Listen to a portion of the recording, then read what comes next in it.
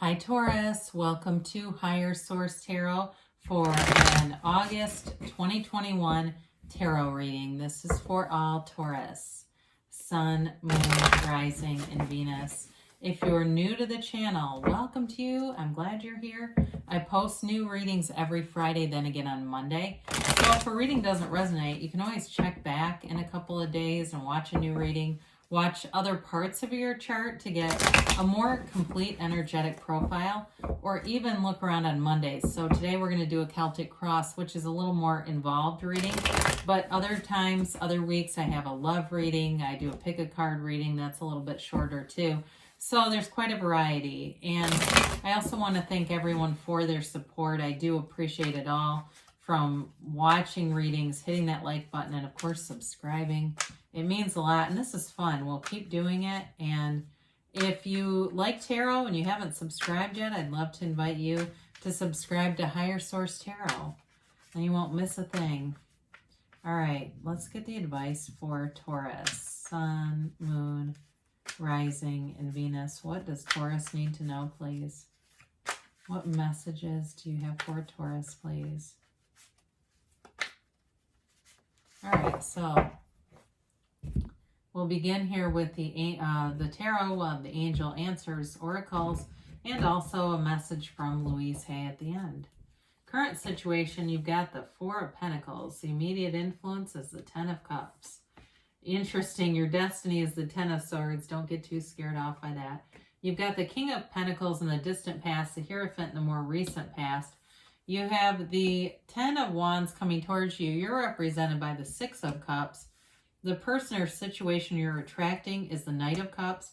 You've got this is interesting, the Ace of Swords is in your hopes and fears. Aries had that too. And the Queen of Wands in the outcome. So if you're dealing with an Aries and you've had some kind of challenges in the relationship, I do see you overcoming that. Or if they have Aries in their chart. So let's look at this here, the bottom three. All right, so you've got the Two of Wands, the Page of Cups, and the Page of Swords. Well, you've definitely got this zest here for something new, adventure. Before we get into this too much, you do have Taurus here. You've got earth and air, fire, water. You've got all the elements, don't you? With this, the Page of Swords can also be the internet spy. So some of you too, you know, if it's been a dating relationship that's ended, or like I said, if there's a reconciliation here, you may do a little spying on them. They may be doing it on you, but the Page of Cups also can be an ex coming back around. All right, and they kind of are sticking their toe in the water. You know, they're holding out that little cup, just trying to figure out how receptive you're going to be. And some of you with the Two of Wands, you've been visualizing this. You've been patiently waiting, but you knew it would happen because they always come back. Now, for others of you, it may be the beginning of a new relationship, but there's definitely a sentimental feeling, or maybe a feeling like you feel like you've known this person before. There's something about it. There's a connection there. Or maybe you have some unusual things in common from the past, and that's what that is. But there's definitely the beginning here, and, you know, there's a passionate connection with this. The Two of Wands also, in terms of your work life, the Wands are upwardly mobile, and you have them in the energies coming towards you. Your hard work is paying off here. I mean, I say this a lot. Taurus likes luxury. You like a nice home. You like to have nice things around you, material things, and there's nothing wrong with that, right? You're a hard worker, and with these wands here, it's showing gains. You know, there's gains happening here. So if you have some kind of a business or something that you're doing in terms of building your career, you're definitely moving in the right direction. So you've got the Four of Pentacles here, very closed off energy. Talk about opposing energies. This is always interesting. I feel like, of course, with the Ten of Cups, that's an influence on it. So it pulls you and draws you out of that Four of Pentacles.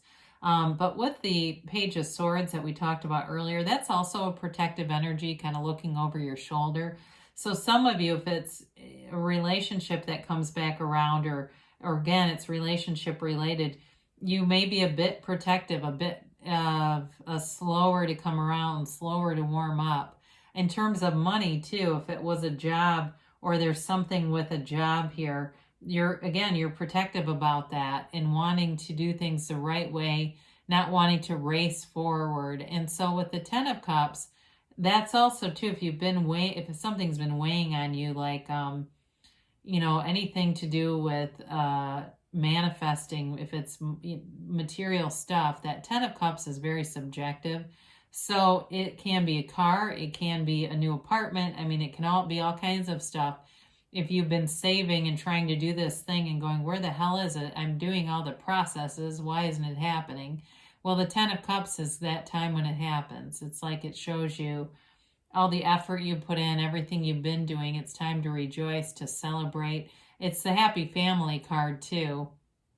So some of you, as I look at this too, there may be sort of a protective energy around your family. If you have kids, being protective and kind of looking out for them. If there's been something recent, I just pick up on this, recent with a different family or someone in your community, I feel like it has you kind of watchful over your own family. So with the 10 of Swords here, it's an interesting energy in this reading. For some of you, they may be telling you not to be too dramatic in life. The 10 of Swords is the ending of things, but it's also a beginning of a new cycle. And so the card is supposed to be overly dramatic. And so like there's, the person stabbed in the ear and all the way up to the ear.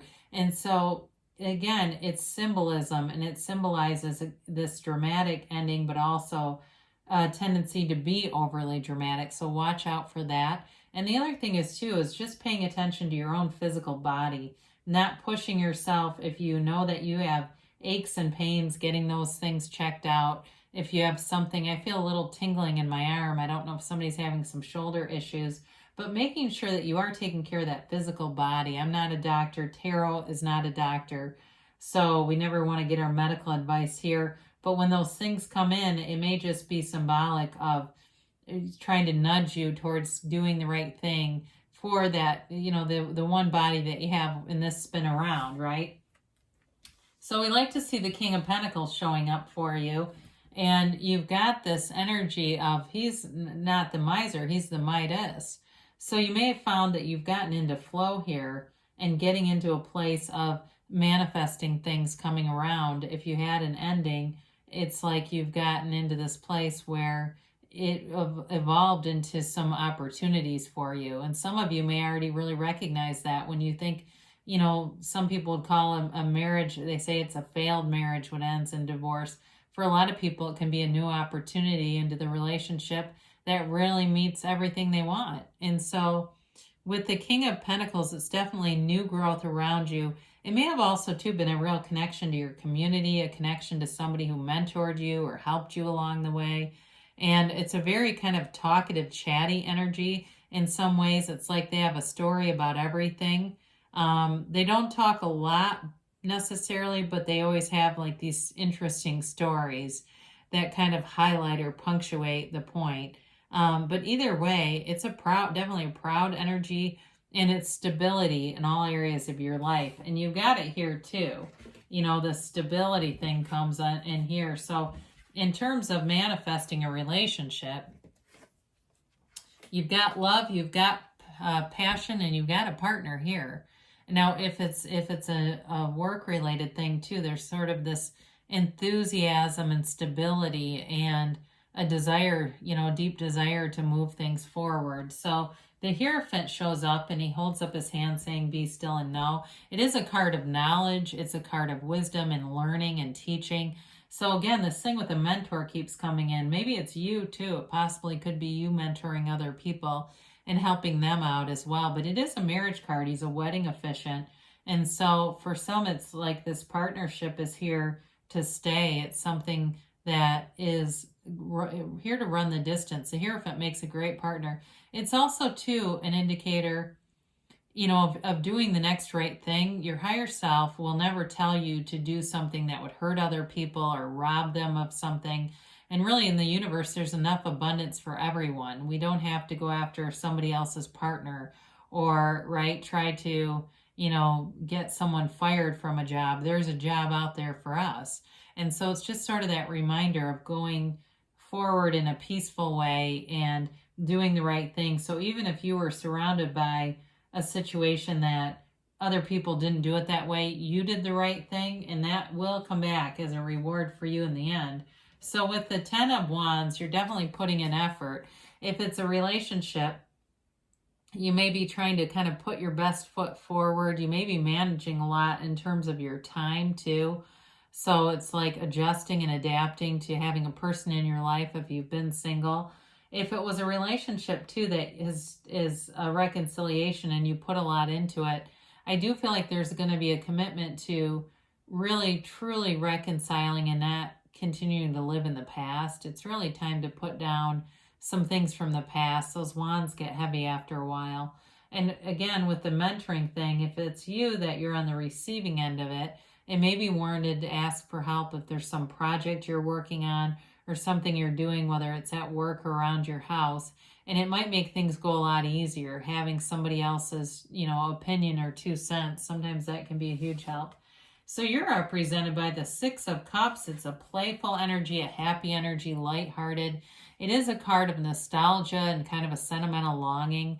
So for some of you, there may be some kind of reunion here with the 10 of Cups and the 6 of Cups, but it's not necessarily a reconciliation like a romantic. It may be a reunion of friends too that has you reminiscing with people, talking about old things, but really laughing. There's not pain in this card. It's really a joyful kind of an energy. But it is also, too, taking care of each other. So like I mentioned earlier, you may be taking care of somebody in your family or just kind of looking out for people. Hell, you might be babysitting somebody's cat. I do get that. I know that sounds trite, but it's here. So with the Six of Cups, though, it's you also being protected. So you've got a nice energy all the way around. Whoever you're attracting here, I always think of a vision for you when I see this. It's that card of the visualizer. Somebody who wants to make a commitment, who wants to do things the right way. This is not somebody who's dating other people and trying to have some side action. This is a serious offer. Also, too, with the job, though, it's a serious offer. This is somebody who gets back to you, who's responsive, who wants to do things in a way that keeps the commitment and keeps their word. Because if you don't have that, what do you have? It does represent honesty, though, integrity, and it's divinely guided. So it's a card of manifesting too. And through the first person reality, that's the key, really. Sometimes when people manifest by watching it like a movie on a screen, they end up seeing other people get the thing that they want. It really is acting as if, you don't have the magician here. I would have said that with him too. But it's feeling it like you already have it. And so when we have thoughts and we put feelings, that's sort of that rocket fuel. The feeling is the rocket fuel to the manifestation. So with the Ace of Swords, you definitely have goals that you're setting. The Ace of Swords also features the yads of the tarot, those little droplets falling down. They are gifts from the universe. So again, you may find that you have helpful people who come in, and you are not going to stop until you attain this. It's like setting goals with that 10 of Cups. It's already coming anyway with the positioning of the 10 of Cups. But it's clear communication, it's knowing what you want, and having an unwavering focus and attention on it.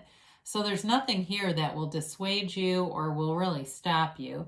And with the Queen of Wands, it's having passion for everything you do. It's having loyal people around you. It's taking action too, though. Now, I do have to point out, I do sometimes point this out, she and the Empress both have their knees apart. That's intentional. I think we all know what that's code for, don't we? So with this, in a relationship, there's definitely a sexual chemistry. There's an attraction, of an energetic connection here. So a physical attraction, okay? So whoever it is that you are attracting, it's not a, well, they'll do kind of energy. They look at you and think, this person is hot. They've got an attraction. Now, in terms of a work-related thing, again, you've got compatible energies here. You've got loyal people around you. And you may even be inspiring other people around you. I can't quite figure out who the mentor is, but there's an inspirational kind of an energy with this. And so it will move you forward, though. It's being you know, in a position of authority as well, taking action, moving forward. And if you are getting a promotion or something like that, then there it is. So let's see what the angels have to say here for you, Taurus, and then we'll do a Louise Hay. Life loves you. I always feel like that's an extra message from Spirit when we have those.